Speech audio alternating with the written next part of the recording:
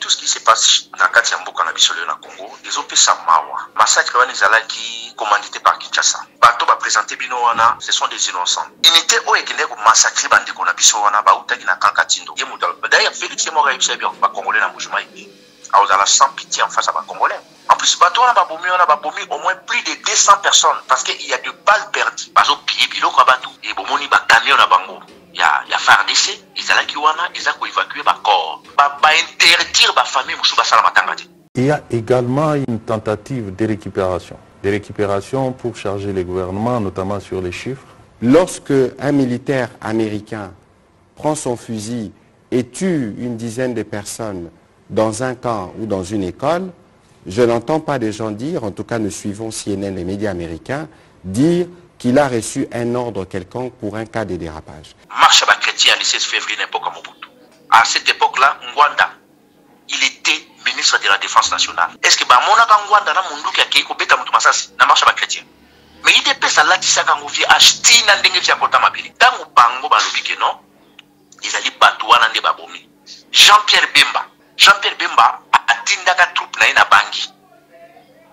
Est-ce que Jean-Pierre Bemba zaka na bangi? Vous demandez ma démission parce que je serai en train de subir des événements? Non. Je démissionnerai lorsque je me sentirai responsable d'un fait que j'aurais évité, que j'aurais dû éviter et que je n'ai pas fait. Vouloir ou pas, parce que pour la puissance dans la carte, compris Félix, tant que vous voyez dans le terrain, vous voyez qu'on mène opération à la place à bateau bazali sans armes, dérapage de la carte, maman, pas qu'au sabino. Au moins, tu vas savoir l'okuta. Oui, puis on se sama n'amboka, ça c'est la honte. Pas terminer Jean-Pierre Bemba. De la brigade. De la garde républicaine. Et des commandants régiments. Ils sont placés en détention. Leader wana ya groupe on a comme on est 6 mois. Parce que déjà suspecté. Bon, mon toit a suspect ayaka ko jour autorisation té ayaka pi ko solo na ba service na binoté. Bon, ce qui mouvement ngo ba suspecté yango ezalaki na ba frontière c'est l'obang. Mais tant au mouvement wana e ko se regrouper place moko na kati ya église moko boy to na kati ya sec moko boy. Mais basé ils sont en danger ba service na bino ko maîtriser bango facilement parce que ils sont pas armés. Bongo bato ba kufina bandako na bango na ba sapongi ba kufina ba balle perdue. Ce qu'on wana ba yebisa binoni. Wana peka ezali mouvement suspect. Non, problème na bango ezali ke il faut intimider la population. Donc pouvoir wana elingité bato moko bo baba na ko raisonner pour intérêt mboka. Bango pona bango ba maîtriser ba voyer na Goma. Omoni bato bazana kata pouvoir wana. Ce sont des bandits en cravate. Bana pitié ya mutu moko côté. Comme wana aza ko sala intérim, est-ce que boyi bio wana aza cité na ba rapport mapping c'est un tout rwandais. Fait le temps wayemba ki bande kunanga Goma. Siko lelo Félix abomi pe bande kuni wana ya Goma. Siko turo fait la wayemba nani. Mutuloko la Fali, mutuloko la Kofi, mutuloko la Jibe, mutuloko la Wera. Bawaze kwa bakarama pa tous ces musiciens wana. Lelo babomi 200 Congolais na Félix. Mwana limeto bino bobinga kawana ndeko na bino boyebi. Abomi 200 Congolais. Bino ba musiciens Congolais ngana naza ko interpeller bino. Geste ni pour ça en face ya batué de Sabina Kachakiv. Ce qui boza silence radio cela veut dire boza na kacha complicité. Baza ba leader d'opinion, baza na droit au loba. Peuple na yozo que nous sepeli ça ba on a loyem même ba bomieti.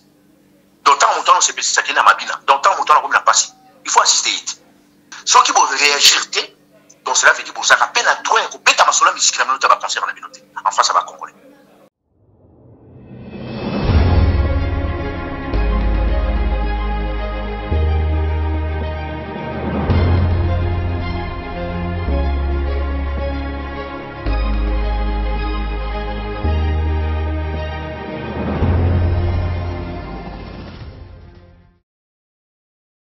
Yasika eye bana ya changu baza ya kosepela chambre froide ya Koloué ezwami na Veninjoko numéro 73 na commune ya Kimbantseke quartier Mikondo référence Pont Munguludiaka sur Petit Boulevard komi tungisa Mateo kota na kati nyonso ya sika tozali pe na groupe électrogène benga biso na plus 33 60 67 98 870 pe na plus 243 81 08 24 952 boyei malamu.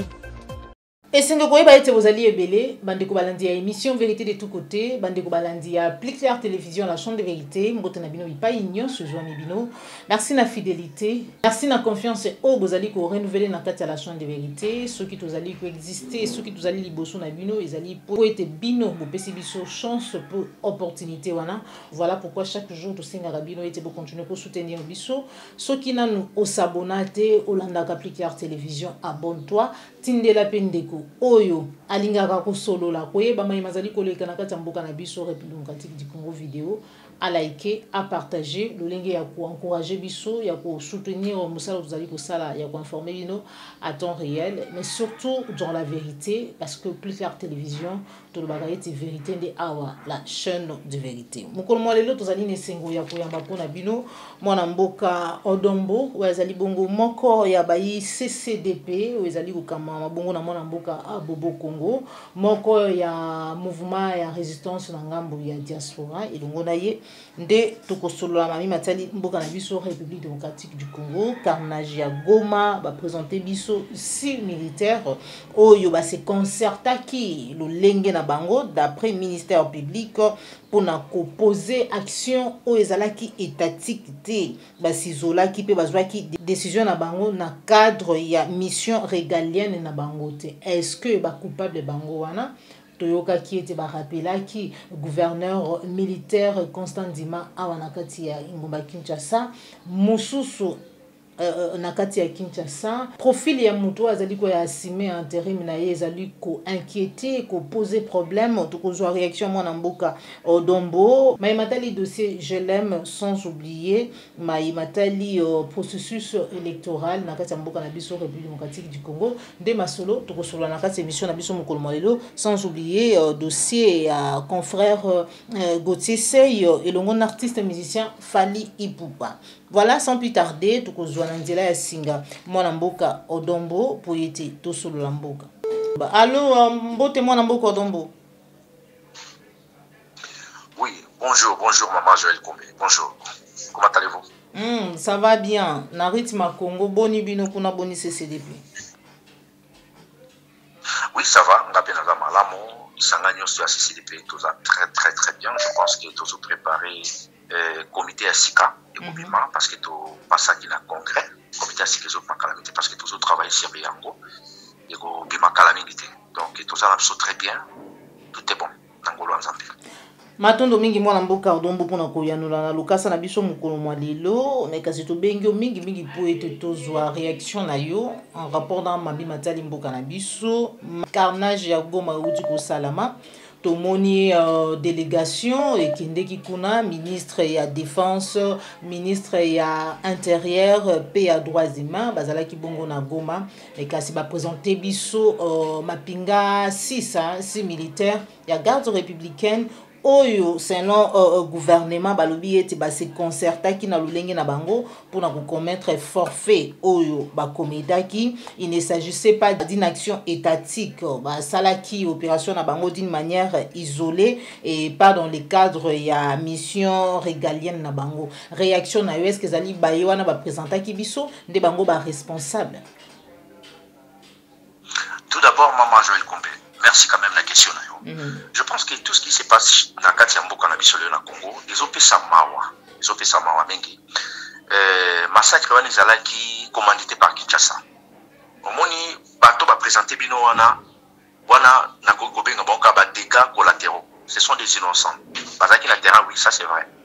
Mais massacre wana ils a commandité à partir de Kinshasa. Parce que unité o ekende ko massacrer bandeko na biso wana ba utaki na Kakatindo wana za camp militaire mo na Goma wana. OK. Ba utaki na Kakatindo. En plus bango ba débarquaki na terrain vers 3h45 3h50. Ba tie bandeko wana na piège. En plus bandeko wana ba bandeko préparer manifestation na bango. Ezali 7 mo ko na Goma. D'ailleurs leader na bango comme on est ici moi. Je pense que le service na bango est billet. Mais ba billet ba bomi. Donc problème ezali wana, on va se présenter bino wana, ils a bangoté. Bato ba bomi bato. Donc commandement ordre outil à partir de Kinshasa, c'est Félix. D'ailleurs, Félix est mort à Ipsia, bien, pas congolais dans le mouvement. Alors, dans la sans pitié en face à congolais. Alors, Bakango. En plus, bateau, on a bombé au moins plus de 200 personnes parce qu'il y a de balles perdues. Et je suis battu, parce que Goma, ils ont banda comme Abaya. Goma. Ils ont banda comme matériel durable, ils ont banda comme bois. Na Goma. Je pense que j'ai quand même quelques vidéos. Na Goma, il fallait une vidéo avant pour checker quand même une image. Donc, le problème est que bakenda qui encercler place bandeko wana bazalaki. Et babandeko beta bango masasi. Il y a des vidéos où bazo piller dans un an. Bazo piller biloko abatu. Et bomoni ba camion na bango. Il y a FARDC, ils allaki wana, ils ont évacué ba corps. Ba mais on va présenter bino neza lokuta. Sikoyo ba interdire ba famille musu basala matangati. Ba interdire ba famille musu basala matangati parce que batu musu bazalaki na kati ya place ba basire ko pa kite batu musu ba kufi na kati ya bandako na bango. Siko moto a kufi na sa pongi, a bal perdu a kufi na sa pongi. Pourquoi bino besoin interdire famille na bango basala matangati? Parce que o bazo présenter bino na eza lokuta.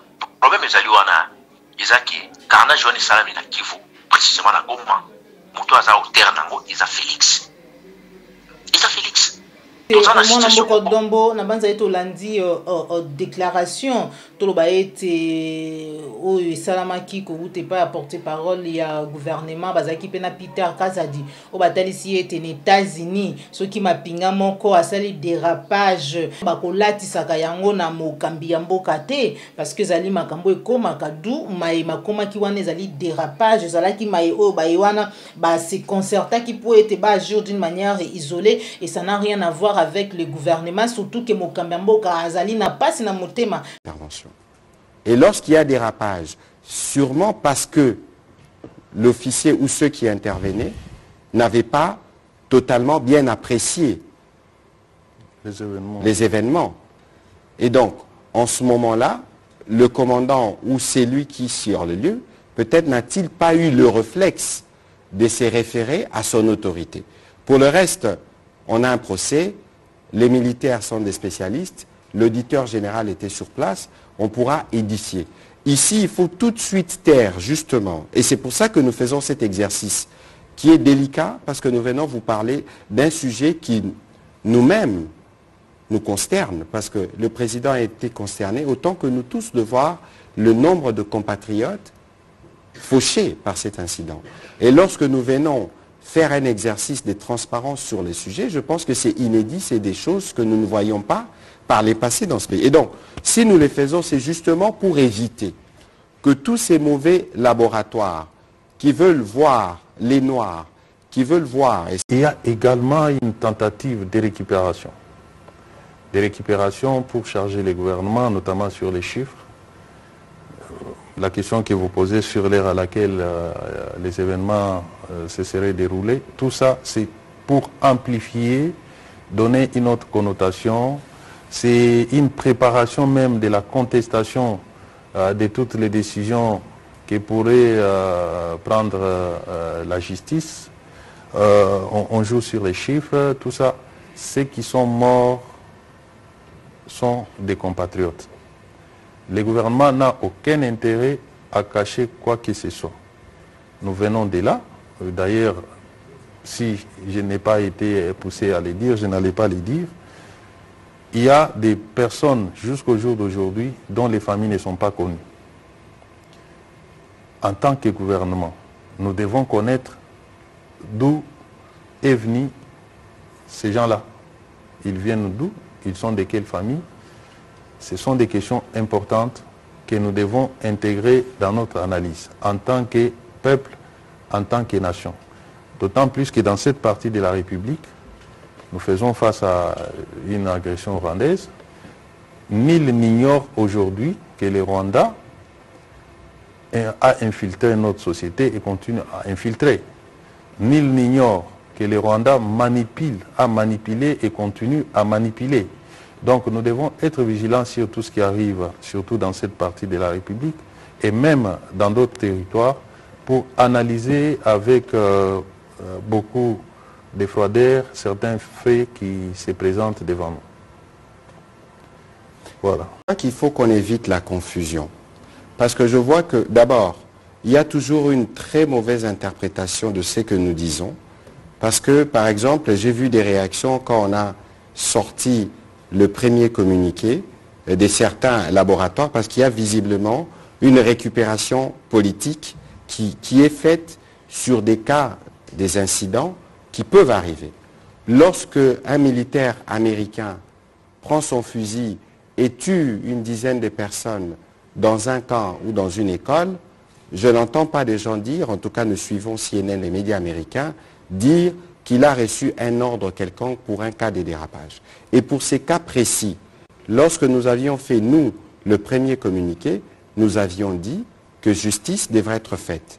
Lorsqu'il y a un policier qui est lapidé, lorsqu'il y a des intentions qui ont été clairement exprimées, à travers notamment d'une radio sur les lieux, lorsque la manifestation qui n'était pas autorisée, parce que nous sommes sous un régime d'état de siège, lorsqu'il y a des cas comme ceux-là, il y a besoin d'une intervention. Le vice-premier ministre pourra répondre. On ne va pas anticiper sur l'enquête qui a commencé, je crois qu'il est public aussi. Monsieur le vice-premier ministre, avant de revenir, ils y ont assisté. Ce n'est qu'à travers les auditions des uns et des autres, différents témoins, qu'on pourra véritablement être édifié. Parce que la version que le vice-premier ministre vous donne, c'est les témoignages qui ont été recueillis suivant le premier rapport. Évidemment, les détails des circonstances qui vont arriver, ils pourront être donnés, mais je ne pense pas. Peut-être qu'il y a eu une erreur d'appréciation.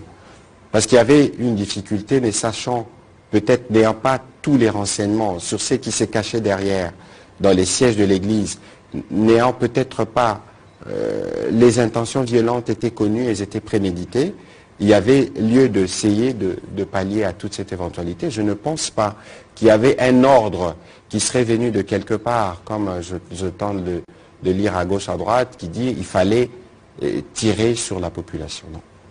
Monsieur le vice-premier ministre. Oui. Concernant les bilans, vous demandez ma démission parce que je serais en train de subir des événements? Non. Nous ne subissons pas des événements. Nous sommes devant un cas fortuit, un cas qui est arrivé, qui n'a pas été préparé, un dérapage... et qui arrive partout, hein, on voit qui arrive, voilà. Donc, je démissionnerai lorsque je me sentirai responsable d'un fait que j'aurais évité, que j'aurais dû éviter et que je n'ai pas fait. Les explications sont tellement claires qu'il est difficile aujourd'hui de sur les lieux où les faits se sont commis.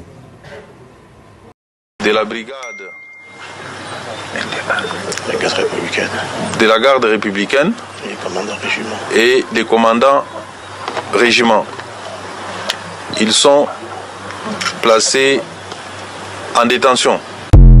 Même sur le bia a été à Loba, na Kasai était à cause de la remords, mon côté, quoi qu'on en dira. Bon, tout d'abord, marche à chrétien le 16 février. Marche à chrétien le 16 février n'importe comment. À cette époque-là, Ngwanda, il était ministre de la Défense nationale.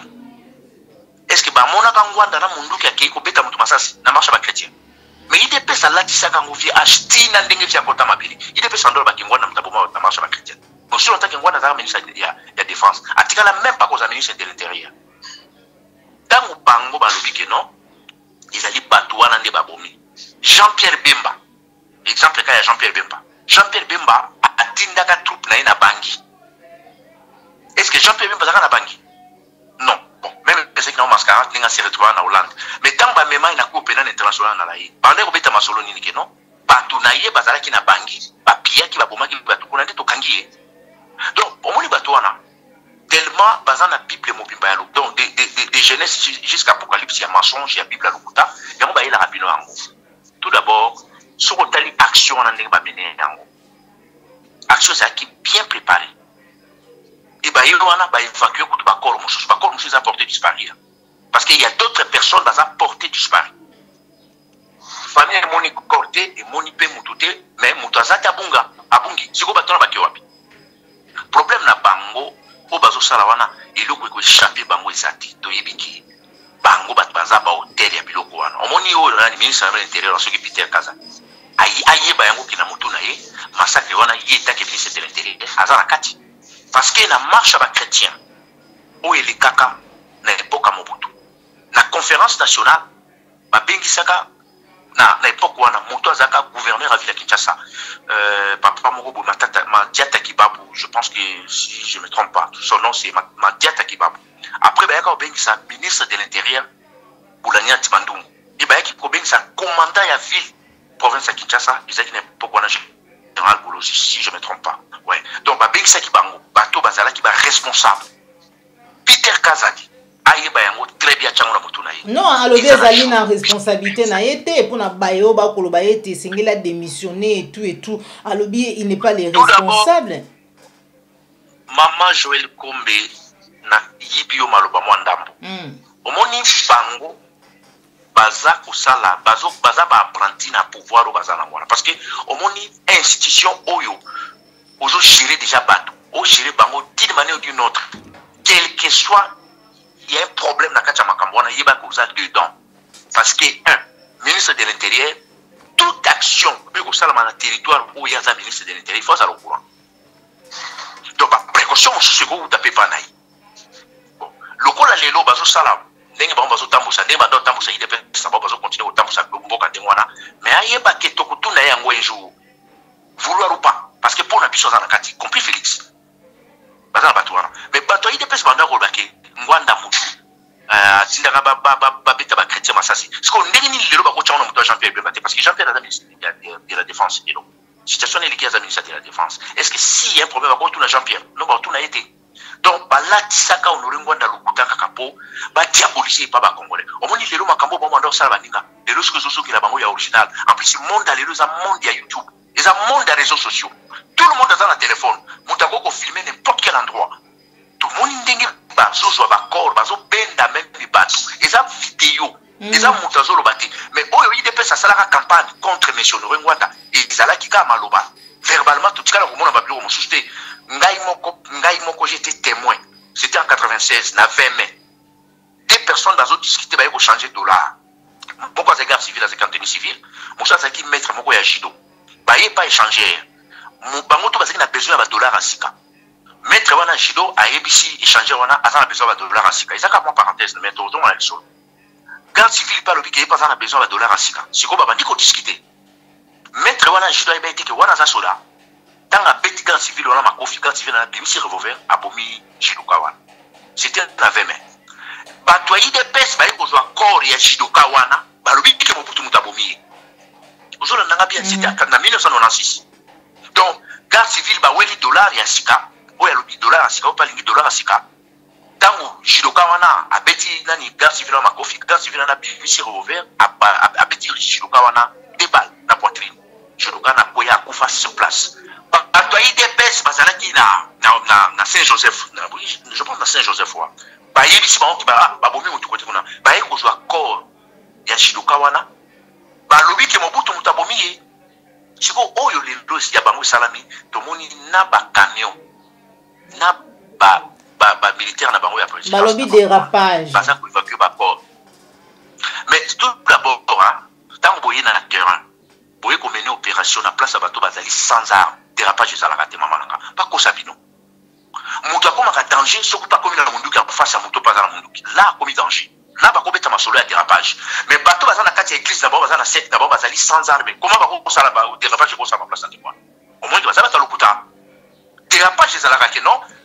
des personnes yoza armée ngabe na za armée là dérapage ko sala parce que tant ngala comme na munduki yoza na munduki ngala comme danger pour na yo po comme danger pour nanga donc na ko boma soit yo po ko bomanga mais bato wano bango bakendeke ko encercler bazala ki sans ce qu'on dit dérapage ko sala la place de moi mais bango moko na début avant tout le monde a d'accord baloba ki armée na bango wana za armée moko professionnel et uti ko sala mosala moko professionnel na Goma première déclaration ya Petro nani omuyaya aloba ki ndengona ti armée na bango za armée professionnelle et mener opération moko professionnelle na Goma tout un coup tango ba corps bandi ko bima na ba vidéo tango bango ba moni ba vidéo na YouTube ndé ba changer discours na bango ba ke ko présenter bino ba présenter wana ces gens là ce sont des innocents ba yebi yango dérapage de ça la makana place oyo ba commis en danger bazar armé bakomi ko tirer bino là dérapage salama mais place moto azali sans arme dérapage ya salama na restaurant nini siko ministre na bino wana intérieur wa donc Peter Kazadi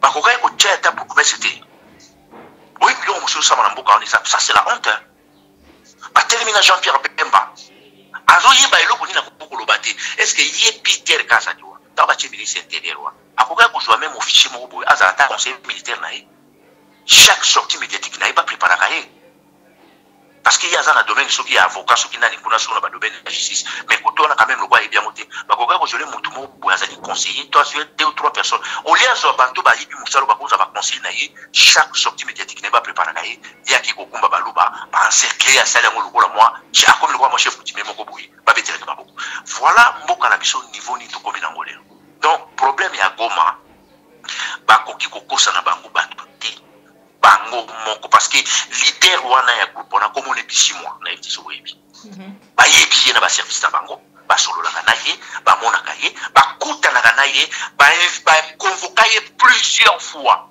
na ba bureau na bango wana ba service na bango ba ane ba yebi bien moto déjà ba service convoquer kaye ba bengi sakaye ba tuna idéologie na bino zandenge nini idée na bino zandenge nini dernièrement pa uti ko za na bureau na bango na Goma batuna qui mais objectif même les années bon babino ça fait 25 ans MONUSCO va na kata mboko tozomona a sécuriser les bisoté yango ne bisoto sengi qu'il faut to manifester pour na départ à MONUSCO mais ayaki na bureau na bango wana ti ba service na bango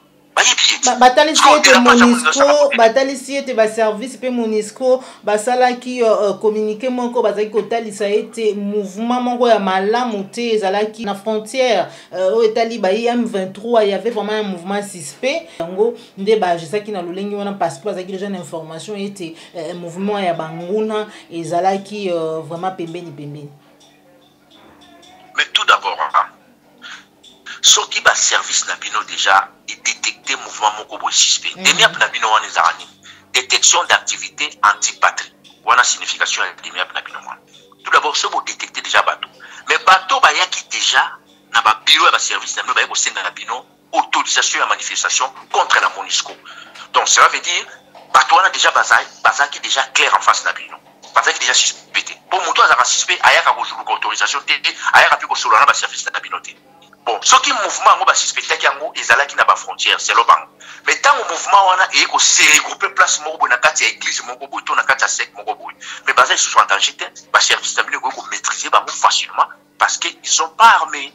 Pourquoi ko maîtriser bango boye ba baza suspect par rapport à quoi? Est-ce que ba service na bango ndenge nini koka ki ko infiltrer bato wana te ba yeba ke na kati ya bato yo ndenge nini bazo kanisa makambo na bango za nini idée na bango za nini est-ce que objectif na bango za nini? Voilà basala ngote mbamo bayika babeti batu masasi bongo batu bakufi na bandako na bango na basa pongi bakufi na babal perdu siko wana ba oyisa binoni wana peka ezaki mouvement suspect non problème na bango ezali ke il faut intimider la population donc pouvoir wana elingite batu moko bo baba na ko raisonner pour l'intérêt mboka donc problème na bango il faut pas se faire taire ba congolais au bazala Congo yango moni basali biloko ndengo wana et par corps mosusu ils a porté disparu ba interdire même que ba famille mosusu basala matanga ti voilà mwana mboko dombo utai koloba tout à l'heure na discours ya président de la République na Mbujima ya lobaki ete ya kozala sans remords et puis azana leçon ya kozwate venant de qui que ce soit koloba ete droit de l'homme ceci cela tomoni rapport ya CPI ba déclaration ebele ezali ko salama pensez-vous que quelque part président de la République azali na remords ou topé ezali parce que dernièrement tout le monde qui est na manifestation ya bandeko opposition utai ko salama awa na Kinshasa tangu major ou colonel wana yaki asalaki musala na lolenge o tout le monde qui asalaki ayaki ko féliciter alobi ete les voyous ont été maîtrisés na ebité ba voyous wana bazalaki peuple congolais topé baninga na ba opposant mais lelo est-ce que peut dire un mot na ba oyo peut-être beba akine ko sala musala lolenge moko oyo colonel wana salaki ngomba Kinshasa croyant peut-être que président de la République a ko féliciter bango ki ba voyous bazalaki maîtriser. Mais tout d'abord mutuna oyo tuni na libanda ya ba video na libanda ya ba costume na bango wana so ba vandi ba oseka bango pona bango ba maîtriser ba voyous na Goma problème toza nango lelo, on est en face des bandits. Omoni bato baza na kati ya pouvoir wana. Ce sont des bandits en cravate. Bana pitié ya mutu moko te. Baza na pitié ya mutu moko te. Namoni balongoli oyo gouverneur militaire wazaki wana. Namoni batie mususu. Balobi barongoli ete ba fixer ko opinion, balobi azali rappelé na Kinshasa, azali demi na ba fonction na été juste oyo wana nda azali ko sala intérim na ye mais kasi en tout cas, il y a pas suspension. D'accord, ça va. Comme wana azali ko sala intérim, est-ce que boyibi wana? Ko sala intérim boyibi. Azali nani? Aza cité na ba rapport mapping, c'est un tout rwandais. Donc, problème toza na rôle na Congo. Système où il compte depuis 1996. Ils ont continué, mais ils ont modifié le système pour les Congolais comprendre. Malheureusement, il y a tombé dans mon Félix. Avec la Sabino qui est vraiment une dictature atroce. Azali na pitié à Congolais moroté. Moto bino aujourd'hui est président na binoana. Comment vous avez un langage qui non na kozala dire en face à un Congolais. Aussi longtemps que lui-même c'est un Congolais. Ça peut être na comment. Comment beaucoup massacrer batonné mon bazar à mon kiti. En plus batona beaucoup yebi bango. Basali ba inconité ba outi quelque part te ba yo kota na kata ville non boyebi bango ba famille na banda kuna bango. Ba service na bango a aner ba service na bango ba demia poana. Yi ba ko localiser ba tout service spéciaux musala na wango wanati. Service spéciaux musala na moza ba église. Donc service spéciaux atika musala ba église akota na ba kopa ba drogue. Service spéciaux da yeba ka église o eza boye kolo na ngoye yo asala kanini azala mouvement nini activité na nini. Tout d'abord biso monenga azala bandeko bengisi na baloko na bango basola kana yeba yebiye. Donc problème na bango basala ngoka na kanai. Wana siko eza ba Rwandais ba yeko boma ba Congolais te.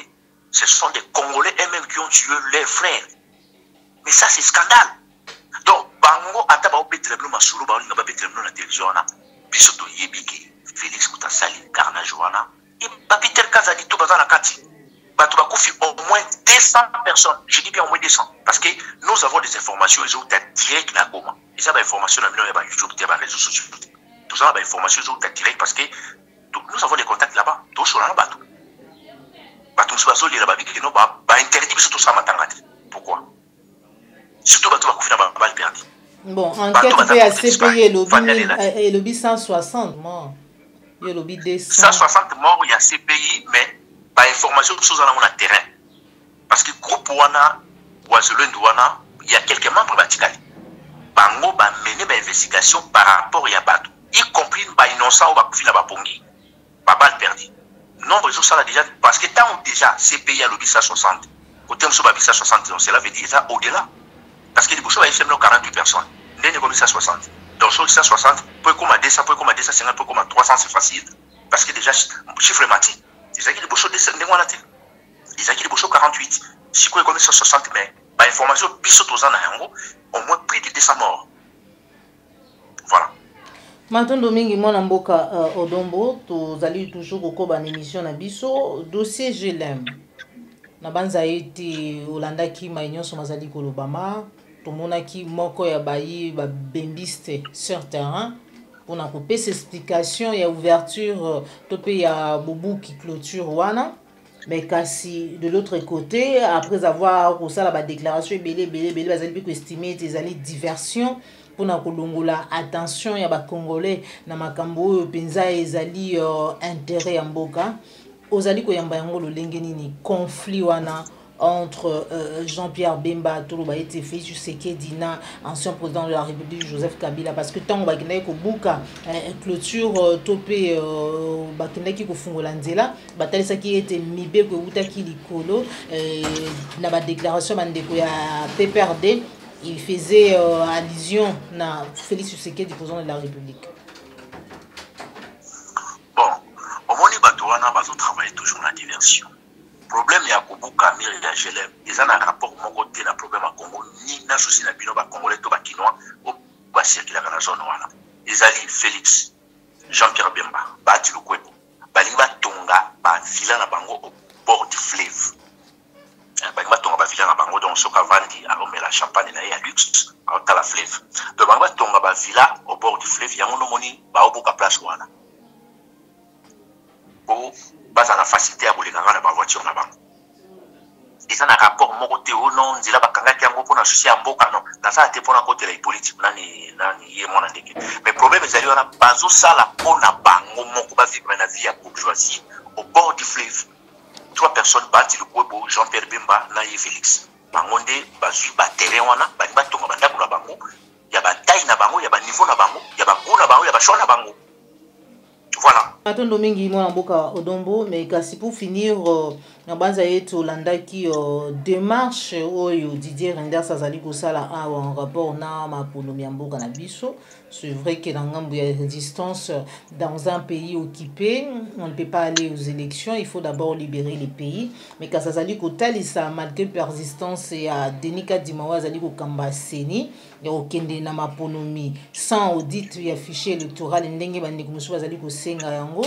Alors bien il ne s'agit pas tout simplement ya kosala maponomi to kokende na maponomi mais kasi singeli maponomi oyo ezali kosala confiance na ba nyonso mais surtout processus na yango pe ba résultat ozali koyamba ndenge nini démarche wana ya Union européenne na nzela ya Didier Reynders. Est-ce que tokokende na dialogue ndenge belé bazali déjà komona ete tokokende tout droit vers un dialogue? Bon, tout d'abord Félix déjà a joué à l'élection à côté on a pas encore de ma copine tant on a checké kati ma place wana bino ko benga kati ma benga benga Félix moto aseni wana donc ezaka yemoko Félix a se dispatcher na ba endroit ebele kaka yemoko hein a se dispatcher na ba endroit ebele dans sens que pour na ko tromper bino ba congolais et kati ma yebi yango bien que non awa ata Félix azui na été na ko promulguer ka Félix Moutazu.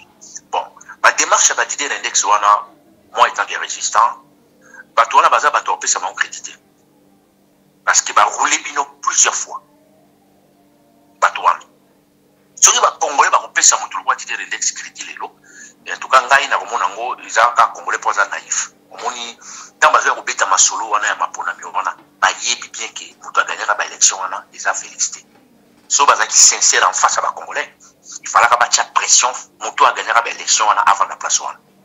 Mais le roi a pression te moto gagner la élection avant la place on a été parce que moto a joué à 3e tant bandimi ko pesa bango ba biloko bango ba lingaka batiki moto na après sikoyo 5 ans après ba yeko zonga po ba efisa mino ke bani ba mona makambo na clair ba mona samino clair combien de fois il faut congolais yemoko à ça l'effort pour entrer en boka naï pas la rabato on a dit mais malheureusement que bakinois bazali na envoûtement moko généralisé mais nous on va faire notre part tant que les Congolais parce que tout à la bakinoate yango moni nazo signaler na bandeko na bisaka bandeko belé na diaspora pour tenir bandeko na liberté parce que muto azana 25 ans le azana 30 ans lelo abotami na loyenge oyo azo comprendre réalité aux en face na iti bato wana muto azo kende kobila na ye parce que amesana na ngwaza kina no bébé na kati ya ndako na bango misika yo bango libanda abimi libanda komi kotambola azoka misiki donc mouvement nyonso oyo ya passé na vie na ye na kati ya Kinshasa amona ka misiki na elongi na ye muto wana pour changer ça passe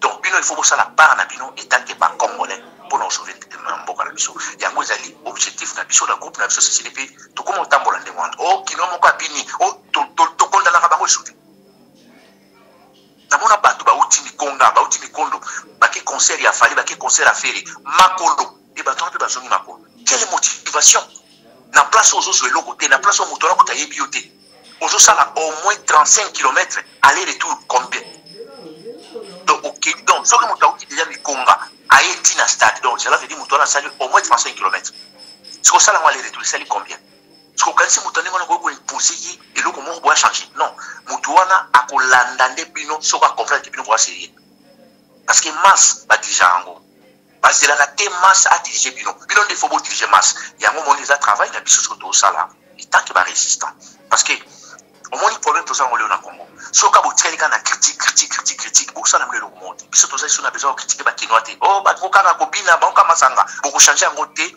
au moment que beaucoup na place au besoin beaucoup mati so que beaucoup na place au besoin beaucoup ma bino de beaucoup kotisa bango la logique na bino et tant que technicien to yebi kizande ngwana.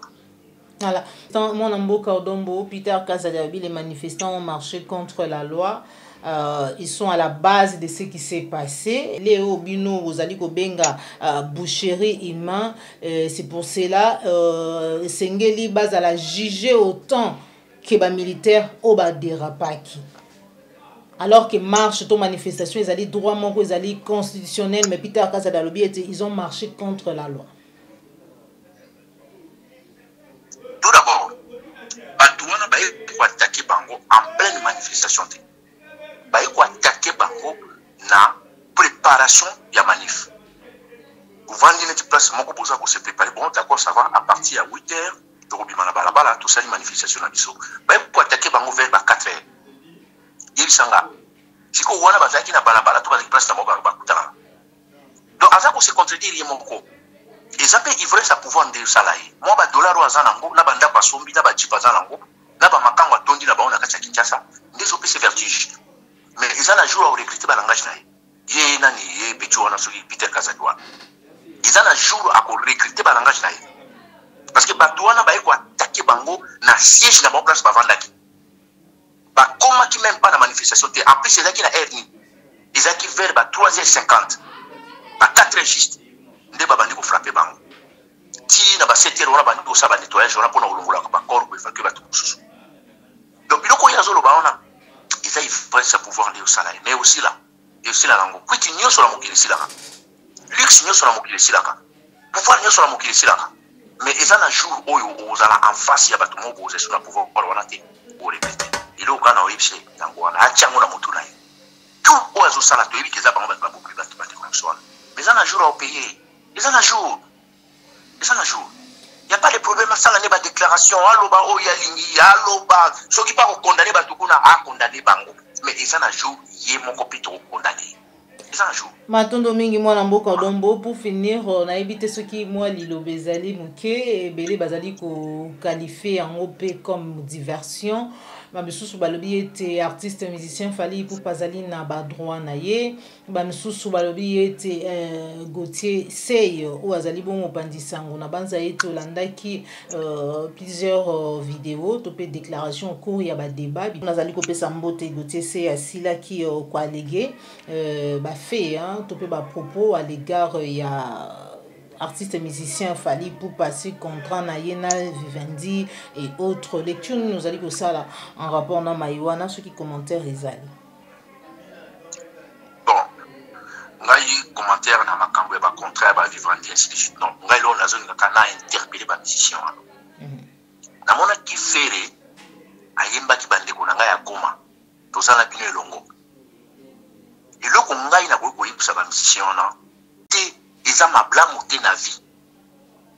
Fait le temps wayemba ki bande kunanga akoma. Siko lelo Félix abomi pe bande kuni wana yakoma.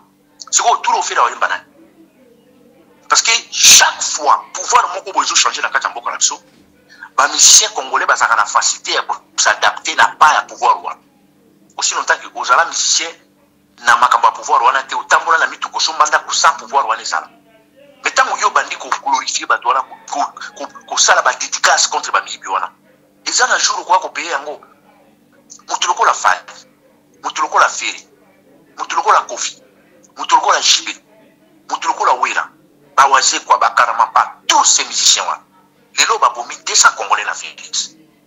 Parce que Kalabonde ko yebisa biso non Jonathan Rwandais yango ne mo itolo ba na izati. Bon lelo a commission des amona mboka, lebi mo binga ki mona si ya kibete.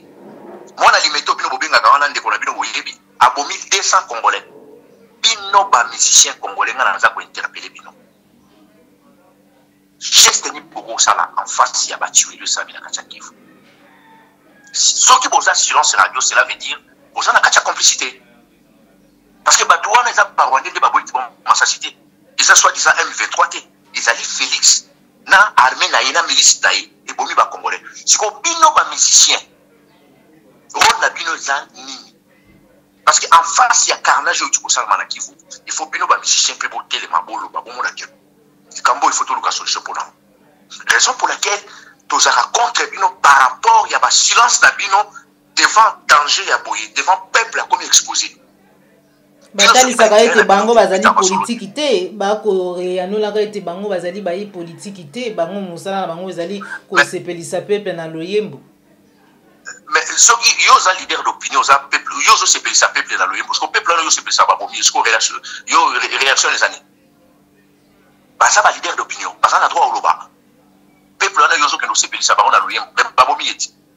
Donc tant mon temps on s'est passé ça qui n'a mabina dans tant mon temps on a passé il faut assister il faut mon ayo donc ça qu'on se contredire problème là-bas on a intérêt dans mon personnel yango moni babilo ko nyonso ni za na kati ya objectif la biso za na kati ya ba idée la biso de toujours travailler sur yango Congo il faut ça la musique ça la musique na yi soka ko ki ko yemba homme d'affaires ça c'est autre chose tout le monde va ça va faire na yi privé azama kamne na ndenge na ça à gérer la caisse à l'état mais parce que tant on komi ko yemba tout le monde za na kati ya caisse à l'état ou quoi kaba dédicace donc cela veut dire mutu na za moyibi on peut ça kombongo donc yo zo yemba la moyibi yango moni baza ba incapable ya ko dénoncer ba miyibi ona baza na kati ya mboka wa donc comme si baba amina bango donc on a interpellé ka ba mission wana plus de 200 Congolais ba kofi na Goma plusieurs portés disparus toujours c'est la réaction na bino par rapport à la situation ça na Goma ceux qui vont réagir donc cela veut dire pour ça à peine à trois ko beta masola musique na minute ba concert na binote en face à ba Congolais parce que ça c'est l'ingratitude tant que le bikozo bini ça va tout c'est fait ça va tout ba bomi mutu wana il faut assister il faut pas monayo yango moni bato wana souci na bango eza nango ba intérêt na bango eza na mboka wana ti donc lelo oyo mususu oyo nani okiseka boye azo sala appel na baluba ayebisi bango abiboya kokota na armée pour te protéger pouvoir na biso armée zaka ya tribu moko to eza ya pays moko tu vois donc biloko nyonso wana ntango ezokoma na bamatoi na biso tozo comprendre ke bato baza na ide nini sima ya makanisi na bango tomoni photo moko ya motu moko alataki elamba ya IDPS mais après aza na teni ya garde républicaine problème na bango eza boya IDPS aza na bamilisi na ye bamilisi wana eza géré na kabuya na moko boyo soki chikobeya baza na service ya aner na bango moko privé baza na service ya demiap na bango moko privé baza na service spécial na bango moko privé ya bato ya IDPS donc bazosala ratissage bazosala barèglement des comptes na bato oyo bamandaki kolinga IDPS te donc soki bango bakangi yo ata demiap ya solo eyebi eza na pouvoir ti donc soki bango bazopatrouiller yo mutu mosusu akoki koluka te mutu mosusu mpe akoki kotia stop te donc soit il faut kima mboka yango moni problème na bango bazo régler bacompte parce que pouvoir wana obino bovandi nao na kati ya mboka wana même à Kinshasa bazo boma bacongolais mais silencieusement à part ya Goma quand même babomi bato ebele bomoni babeti bamasasi mais il y a des tueries ezoleka na kati ya mboka na biso surtout à Kinshasa silencieusement baservice wana ezosala banettoyage parce que bato mosusu boyebi bango te e na kati ya baservice na bango wana ezali UDPS et na kati ya biloko wana bato baopilote yango yaki de baluba bango bato baopilote biloko wana donc na kati na bango wana baza na baservice na bango bazotiaka mpe bato na bakatio na bango na ndenge na bango sa moto ayeba donc problème na bango il faut bazoregle bakonti na bato ezala kaka kobanda kolinga IDPS te so kaka motunu esepelisi ete abe abozwa moto oyo bake na ye sikotala niveau nini IDPS ememi mboka na biso en plus soki lelo Congo eza na tao c'est l'IDPS depuis époque ya Mobutu bango bato bandeki kodésoriente koambrouye bacongolais na lokuta na bango tala lelo baprojet pays na kao yango nomoni oyo Kabuya Augustin Kabuya azoyebisa baluba ke bokota na armée tokomepeli pour te protéger le pouvoir na biso topesa bino bafonction clé bogérer yango pour pouvoir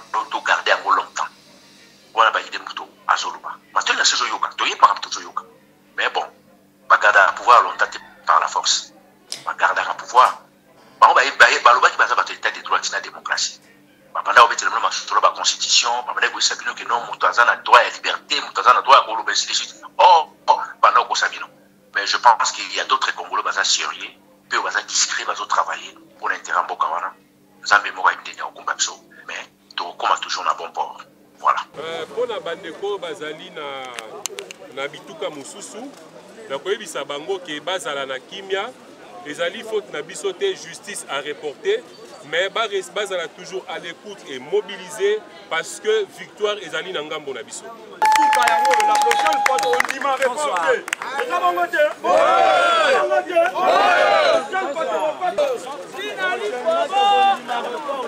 Jean-Marc Kabunde aza tribal te aza mongwanzi mais lelo naza président fédéral ya Nord Ubangi Mobimba ozomona ke na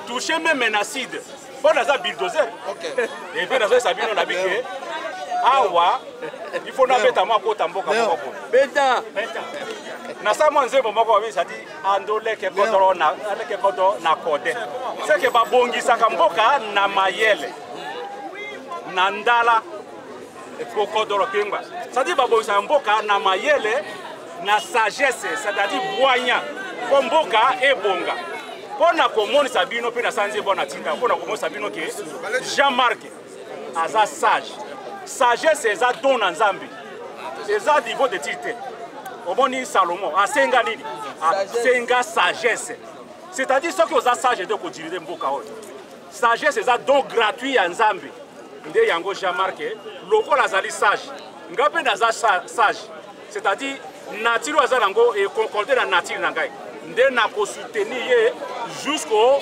bout donc moto ko sabino te nazoye sabino pe na encourager bino lobby Jean-Marc a ko diriger mboka oyo bon matabo kitapo na yebi yango pe naza ko sentir yango eza bongo ba hiyo en tout cas bembi deti mango yitambiro tetenge na ngbandi c'est-à-dire kodoro adute Hezu vatu ekbombiti na ko Mobutu pandone epe bo tatabo moko bokonzibo moko ngwemetaro dama ese kodota kangima c'est le pas azate mboka kaboniti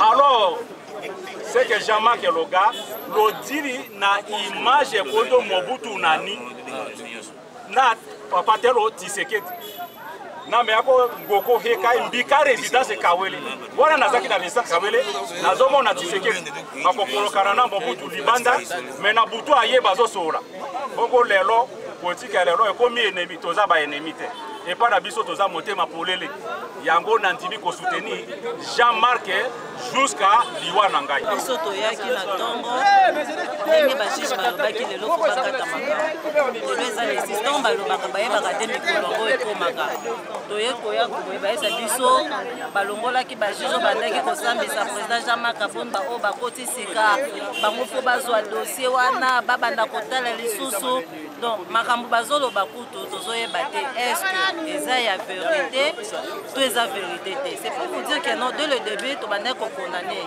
ba avocat na batanga ba droit na ba campus lelo ba yo kokoma ba avocat ils sont trop manipulés par le régime de M. Tshilombo dossier ya président na biso honorable Jean-Marc Kabund eza vide biso toye lelo po tozonga na président na biso voilà pourquoi moni ba militaire ya parti alliance pour le changement bazat dessus ba misusu ko ba lobby to kozonga boete ba raison on ne comprend pas ba yebisa biso est-ce que qui est derrière les procès de l'honorable Jean-Marc Kabund en fait lelo ezaki mokolo toyaki ma rendez-vous ba juge ba pesaki biso pour toya kozwa décision bango ba ko rendre na affaire ya mokonzi na biso.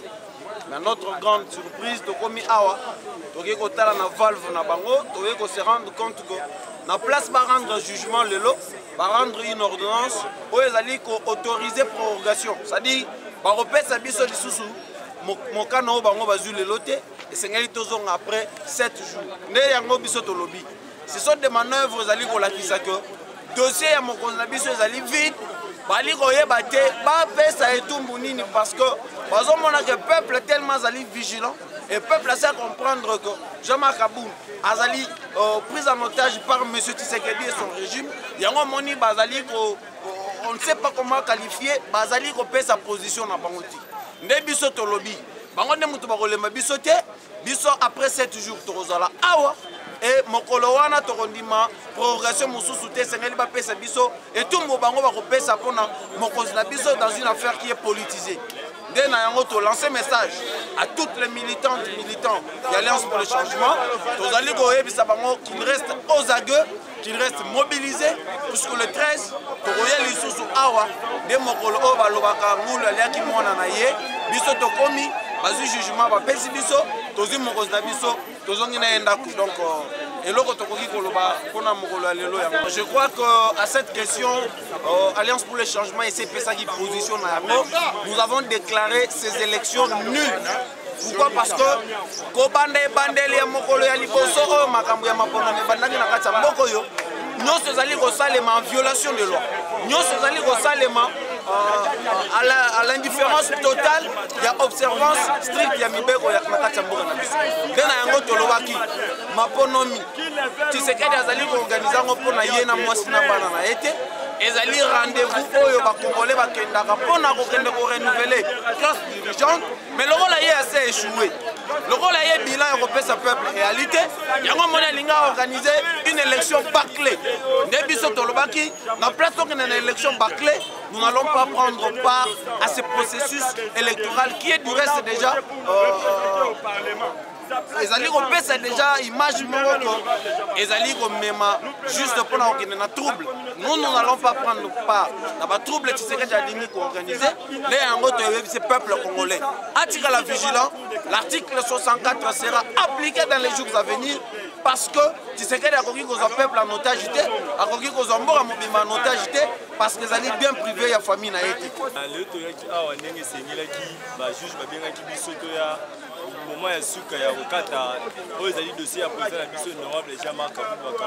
Mais on a été surpris sur place depuis 6 heures tozalaki awa tomoni na valve na bango dossier ya président eza te baposi yango le 13 yango tosengaki na bango boye nde baposi le 13 qui plège qui neige le 13 soki toye awa comme ça bakopusa tokokende te tokokota na kati tozwa dossier ya président na biso tozonga nango so bamoniki ya président na biso aza na mbemba bakondane so amona aza na eloko te batika tozonga na président na biso ndako sikoyo biso tokomi na suka soit le 13 toye soki président bimi te wana vraiment tozali solo koloba te procès à Jean-Marc Kabou ndenge tobandaki koloba to ya liboso que eza théâtralisation politique ainsi que injustice leur procès. Parce que nous sommes très bien que mon amour Jean-Marc Kabou, mon président, a sali ou est allé noble dans la constitution. Alors il y a des autres qui sont en train de voler, il y a des autres qui sont en train de tuer, mais ils sont dans la liberté. Mais mon amour a poni na yenzela na ye, a poni nzela na ye logiquement par là poni nzela na ye. Et théâtralisation politique et ça la macaca depuis le matin il a fallu passer à la verdict mais du coup totali boye ba affiché quitter lobby procès na valve via cour de cassation et nous pensons que on pourrait afficher cela le matin mais malheureusement on est venu comme ça, on n'a pas su trouver cela, raison pour laquelle nous sommes dans les équipes. D'abord, on a payé le peuple congolais, puis on a payé le président Labisso national, le président Jean-Marc Kabou, Azali, Mbote Lussusu, et on a enseignants. On a le président Labisso Jean-Marc Kabou. Je pense que le peuple congolais, le monde entier, Bazali Komona, comment Oyo, justice Yamboka Oyo, Ezali Kobanga, Makambu ya Jean-Marc, ya président Jean-Marc Kabou, na Oyo Nesote Ezali Kokini. Après qui biso jour il y a lelo toya babi ba continuer ko sambisa président lelo les 6 mais to combien justice bangi na lolenge to yelaka na maloba oyo président ya défense na yazali ko sala bango ne surtout ba sali nini ba bangi baluki ba rapporter yango lisusu étant que biso agent sportif ligue sportif ngamo président na bango azali na vice président na pembe de sensibiliser ba sportif toza ko continuer ko sensibiliser sportifs peuvent mettre la République démocratique du Congo derrière vision. Il y a le président Jean-Marc Kabou. Donc, on est là jusqu'au bout. Nous sommes là. Notre président héros vivant, Assama, le n'est pas condamné, mais toi, si plus, encore. Et mais nous, l'État qui va mettre, il y a Mwamba, les sportifs, pour les mater, toujours, c'est un il y a héros vivant, jamais un bon président de la République. D'abord, M. Parfait Zola, président national de la Ligue des jeunes. Alors, il y a qui a une cour de cassation pour le président Nabisso parce que, comme vous le savez, les 14 de l'équipe plaidoirie, alors on avait renvoyé le dossier de notre président pour les 6 en peine que s'est prononcé, donc véridique. Alors, comme fort malheureusement, poussi en haut les sous pour les 13. Nous avons des membres et militants pour le président Nabisso. Pour la partie de écarté, moi je pense que je vais avoir une émotion. Et Bisso, nous avons fait des frais pour la partie exister. Raison pour laquelle la partie de Bisso existe. tofuta bafrais nyonso tosala nyonso mais eza kaka mauvaise foi oyo babengaka politique ya règlement de compte nde baboyaki kotinda parti na biso komba parti na biso na CENI mais biso comme parti politique toyebi que président na biso aza candidat président de la République akodéposer candidature na ye wana eza indiscutable akodéposer candidature na ye comme président de la République. Donc voilà vraiment il y a Coca-Cola. Donc président na biso dans candidat moko l'honorable Jean-Marc Kabunda Kabunda qui est notre président oyo azala comme candidat na président. Président na biso Jean-Marc Kabunda Kabunda aibate a détournaté. Ceux qui azana boloko ezali pona a dénoncaki va faire dénoncer ma gestion ndenge makambo le kalamboka nde ba checker na boloko. Et je vous dis que président na biso a libanda parce que bato ba yiba bato ba détournaki lelo baza ba haut placé à régime oyo ce sont des hauts cadres na régime oyo. Alors président na biso a dénoncé a bomate a yibate. Je pense que bientôt a na biso libanda na yebisa ba jeune nyonso l'alliance pour le changement ya RDC qui est tous à la calme président na biso Jean-Marc Kabunda Kabunda a la président de la République a candidat. Donc, bas à la calme, à la condamné parce que Aïbate a sala eloko moroté. Azawa la prison centrale de Makala parce que seulement a dénoncé qui dans moni bazuye bache na prison centrale de Makala mais toyebi que bientôt le 13 à Ozala Libanda. Matondo mingi mwana mboka Odombo pour na pesa biso ngonga osona mukolo mwalelo message na yo na mukuse na ba union so balandi yo na nzela ya plus clair télévision. D'accord, eloko ngana ko isa congolais. En tout cas, tous à la prudent. Beaucoup de jeté qui batongi namoni bazot batongi ba immeuble mo na Kinshasa namoni ba betela mo beaucoup c'est la publicité surtout ba kino na comprendre mais soki na yo ki mutu apoto moko boyaza kuna zo sala publicité na bi ezanzala azolo ka ba kabela ye là na zo comprendre na bango problème to ça na ngolelo Félix na ba corps o ya sala po ba chai place ba chai wana asida ba territoire na biso asida ba territoire na biso wana asinyaki yango na ba corps na ye il y a des officiers rwandais basé dans le commandement Tilelo et l'armée Nabiso. Puis bah souci Nabiso 2 345 000 km². Il faut contrôler Nabiso Moba congolais. Donc on condimenter portion un territoire Nabiso Mogo Boye, individu Mogo Boa Sida qui a un gros bâti président. Après que c'est Kani Mabo Togomo Banzak de Mogaï. Et pas absolument les catégories. Donc 2 345 000 km². Il faut contrôler Nabiso Moba congolais. Yangoana. Problème de yo kikyo likamu na mona kinde kuma ko melinga o problème nanga soka kimi na mboka parce que ba botoli ba karimine ba weli mbongo na Félix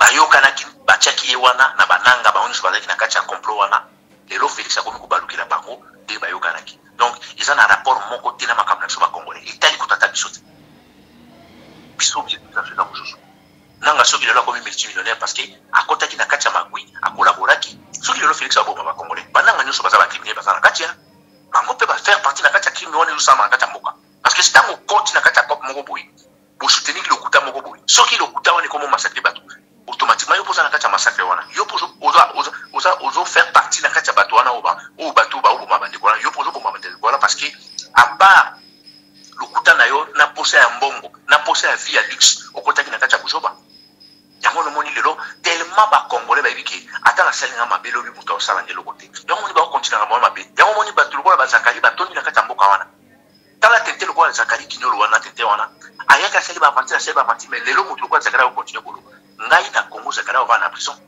parce que Zakari a donné des leçons pas ba congolais Zakari a modèle pas ba congolais mais quand même azolo bati lelo na nié mona wana Zakari parce que pays ça na ngona l'état za tembo ki za na kata lo yinge voilà, puis on continue la biso.